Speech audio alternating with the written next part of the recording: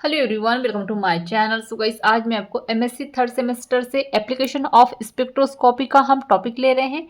Application of the technique to the studies of one bonding and structure of Fe-2 and Fe+3 compounds including those of intermediate spin.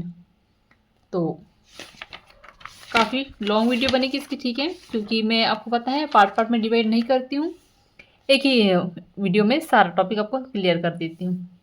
तो channel पर नए हैं तो please channel को subscribe कर दीजिएगा, bell icon press कर दीजिएगा।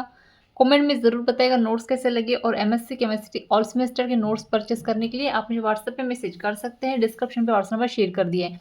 तो चलिए इसका वीडियो स्टार्ट करते हैं। तो यहाँ पर देखिएगा, इसके बारे में कुछ टॉपिक दिए गए हैं, ठीक है, कुछ पॉइंट दिए गए हैं, 10 पॉइंट यहाँ पर दिए गए हैं। तो मैं अब यहाँ पर एक एक पॉइंट नहीं पढ़ती, क्योंकि इससे भी हमारा वीडियो है काफ़ी लॉन्ग हो जाएगा। तो हम सबसे पहले स्टार्ट करते हैं। फर्स्ट है chemical shift and bond character.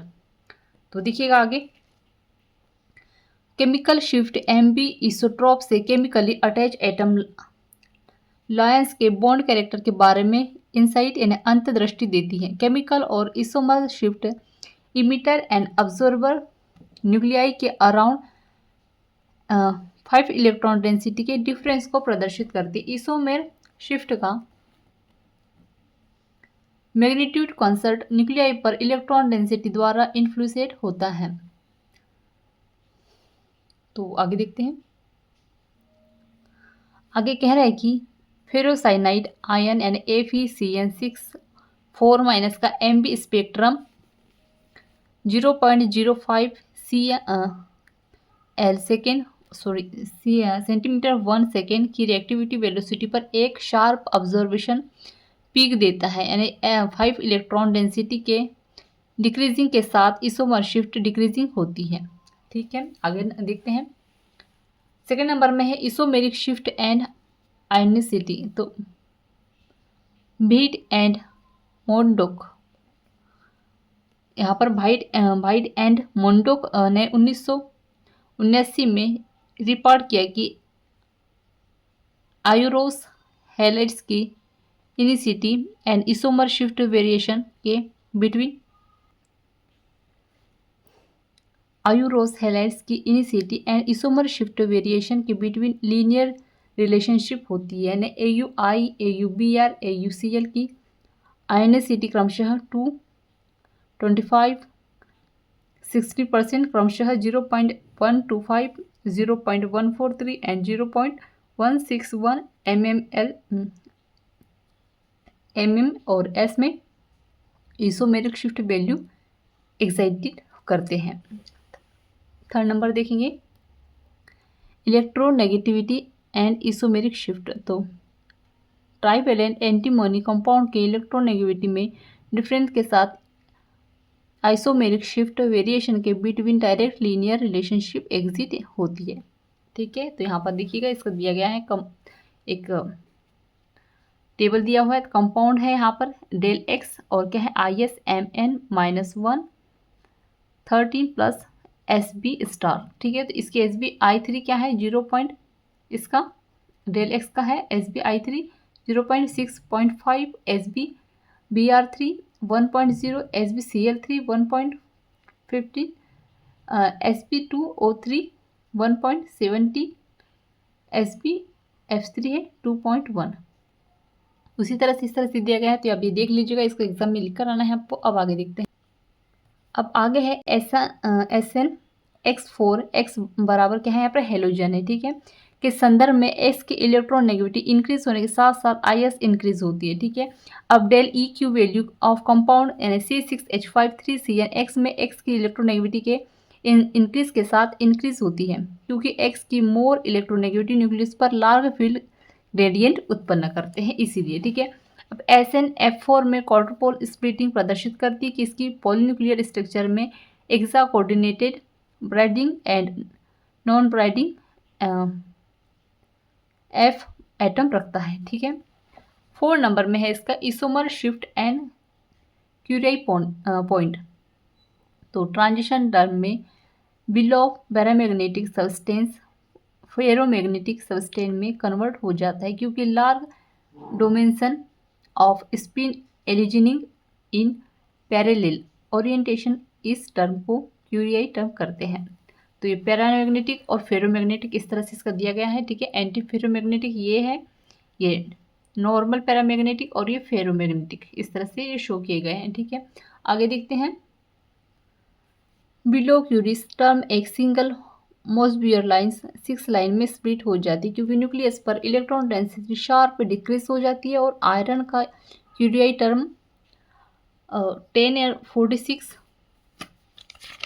के होता है। अब 5 नंबर में बॉन्डिंग इन आयरन कॉम्प्लेक्स।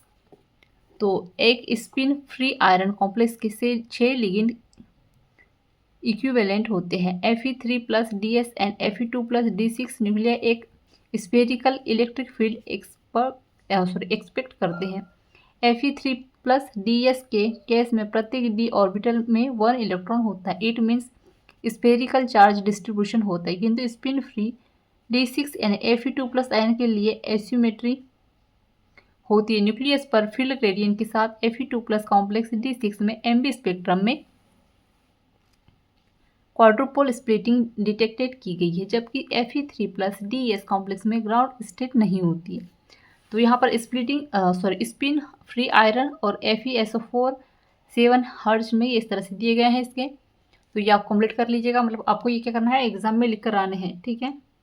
आगे देखते हैं।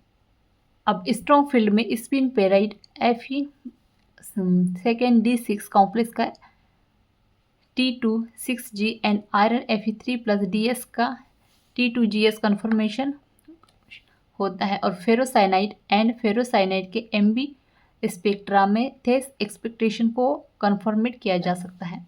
स्ट्रॉन्ग फील्ड में Fe2 plus complex FeCN 5 minus NH3 में ऑल 6 लिगेंड इक्विवेलेंट नहीं होते हैं, अतः Fe2 प्लस कॉम्प्लेक्स में MB स्पेक्ट्रा में क्वाड्रुपल स्प्लिटिंग देखी गई है। अब स्पिन फ्री कॉम्प्लेक्स में इसोमर शिफ्ट एंड इलेक्ट्रॉन डेंसिटी के को रिलेटेड किया जा सकता है। न्यूक्लियस में 8% चार्ज डेंसिटी के डिक्रीज होने से IS 0.02 सेंटीमीटर प्रति सेकेंड के इक्विवेलेंट इंक्रीज होती है। अब स्पिन पेराइड फेरिसाइनाइड ने Fe3 complex spin free iron 3 complex के कंपेरेट नेगेटिव IS वैल्यू प्राप्त होती। इससे स्पष्ट होता है कि फेरोसाइनाइड आयन के न्यूक्लियस पर मोर इलेक्ट्रॉन डेंसिटी होती है। यह एक्सटेंसिव पाई बॉन्डिंग के कारण होता है, जिससे फेरोसाइनाइड मेटल आयन से डी इलेक्ट्रॉन डेंसिटी को रिमूव कर बदलने में S इलेक्ट्रॉन की शील्डिंग को कम करता है। इस इफेक्ट के परिणाम स्वरूप nucleus del electron density increase होने से डेल वैल्यू इंक्रीज हो जाती है। अब quadrupole splitting del E theta and isomer shift del for some iron compounds. अब आप यहाँ पर देखेंगे आगे टेबल है, तो यहाँ पे कंपाउंड स्पिन फ्री जो कंपाउंड है वो इस तरह से दिए गए हैं, ठीक है। FeSO4 एनहाइड्रस FeSO4.7H2O इस तरह से ये दिए गए हैं। और फिर इस डेल ई थीटा और ये डेल Fe ग्रुप जो है थर्ड ग्रुप है। और यहाँ पर compound spin free del EA और डेल Fe थर्ड इस तरह से दिए गए हैं। तो ये आप इसका स्क्रीनशॉट ले लीजिए, ठीक है, आपको एग्जाम में लिख कर आना है। अब आते हैं यहाँ पर देखिएगा ये क्या है, स्पिन पेरेट लो spin Fe3 plus spin Perot Fe3 plus यानी ये Fe का थर्ड ग्रुप है, ठीक है। अब आगे देखते हैं।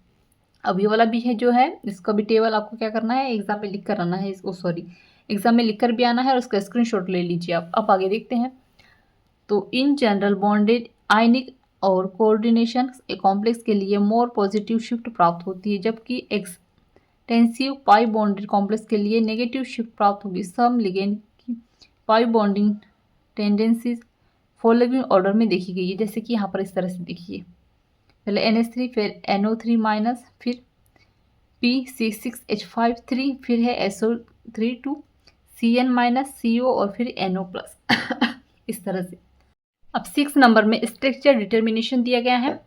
तो मोसबियर स्पेक्ट्रा के बेस पर कर्टिन स्ट्रक्चर ऑफ मॉलिक्यूल को इंक्लूडेड किया जा सकता है। आयरन डो डिकार्बोनिल Fe3CO2 के मोसबियर स्पेक्ट्रा में 3 लाइंस प्राप्त होती है, जो Fe3 CO12 के 3 पॉसिबल स्ट्रक्चर हो सकते हैं, वो इस तरह से इसका डायग्राम बनेगा। ठीक है, और ये आप इसको इस तरह से भी कंप्लीट कर सकते हैं, और आप इसको मतलब ये A है, ये B है और ये C है। तो आया समझ में? आप इसको जो Fe3CO12 जो है इसको इस तरह से भी कंप्लीट कर सकते हैं, आप इसको इस तरह से भी कंप्लीट कर सकते हैं, और ये C में इस तरह से कंप्लीट कर सकते हैं। आया समझ में? अब आगे देखते हैं। अब स्ट्रक्चर C पॉसिबल नहीं है क्योंकि 3 equivalent atom nucleus magnetic field के अब्सेंस में स्प्लिटिंग के मैक्सिमम 2 लाइंस इन स्पेक्ट्रा देते हैं। अब स्ट्रक्चर A और B सजेस्ट करते हैं कि फ्री आयन एटम में से 2 आर इक्विवेलेंट है। वास्तव में यहाँ पर single spectral line quadruple splitting से 2 कंपोनेंट लाइन में स्प्लिट हो जाती है। Structure B 2 difference iron atom के लिए क्वाड्रुपल स्प्लिटिंग से 4 लाइन स्पेक्ट्रा देते हैं, अतः स्ट्रक्चर B रूलेड आउट होगा। Most probable structure is represented in A क्योंकि एक ऑक्टाइडल अरेंजमेंट के near single line spectra expected है। ठीक है, तो यहाँ पर सबसे जो बेस्ट वाला जो है वो क्या है, हमारा A वाला है डायग्राम। आप इसको एग्जाम में आप A वाला जो है उसको भी आप कंप्लीट कर सकते हैं एग्जाम में। ठीक है, तो यहाँ पे जो है हमारा टॉपिक एंड होता है। सो आई होप आपको अच्छे समझ में आ गया होगा। सो प्लीज़ चैनल को सब्सक्राइब कर दीजिएगा, बेल आइकन प्रेस कर दीजिएगा, कमेंट में ज़रूर बताइएगा नोट्स कैसे लगे, और MSc केमिस्ट्री ऑल सेमेस्टर के नोट्स परचेस करने के लिए आप मुझे व्हाट्सएप पे मैसेज कर सकते हैं। डिस्क्रिप्शन पे व्हाट्सएप नंबर शेयर कर दिया है। Thank you.